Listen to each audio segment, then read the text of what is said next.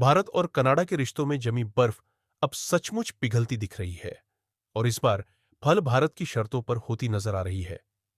पूर्व राजनयिक संजय कुमार वर्मा ने इंडिया नैरेटिव में अपनी रिपोर्ट में जो संकेत दिए हैं वे एक बड़े रणनीतिक बदलाव की तरफ इशारा करते हैं। उनके मुताबिक कनाडा की राजनीति में बदलाव के साथ भारत को लेकर सोच भी बदल रही है। कनाडा के प्रधानमंत्री मार्क कार्नी का प्रस्तावित भारत द्वारा महज एक औपचारिक यात्रा नहीं होगा, ये दोनों देशों के रिश्तों की नई दिशा तय कर सकता है। अब बात सिर्फ शिष्टाचार वाली डिप्लोमेसी की नहीं, बल्कि ठोस हार्ड बिजनेस और मजबूत सिक्योरिटी फ्रेमवर्क की होगी। रिपोर्ट बताती है कि व्यापक आर्थिक भागीदारी समझौते यानी सीईपीए के लिए टर्म्स ऑफ रेफरेंस को अंतिम रूप दिया जा रहा है।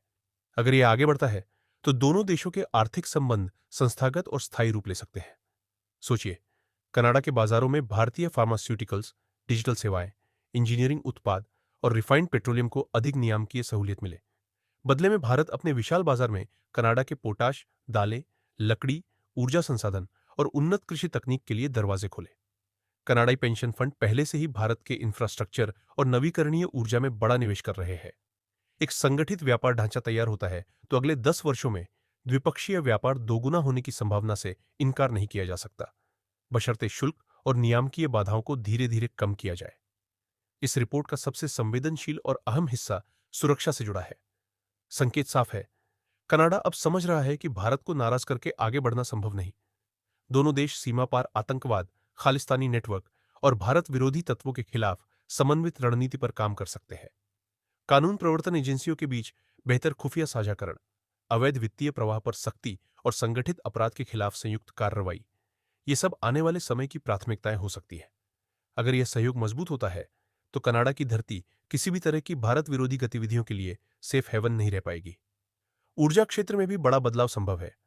भारत के असैनिक परमाणु कार्यक्रम के लिए कनाडा से दीर्घकालिक यूरेनियम आपूर्ति पर बातचीत आगे बढ़ सकती है।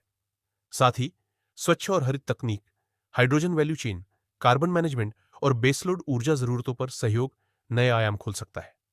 कृषि, एयरोस्पेस, महत्वपूर्ण खनिज प्रसंस्करण, डिजिटल तकनीक और अगली पीढ़ी के विनिर्माण में भी साझेदारी बढ़ने की संभावना है। रिसर्च सहयोग, स्टार्टअप कनेक्ट और कुशल मानव संसाधन की गतिशीलता पर भी खास जोर दिया जा सकता है।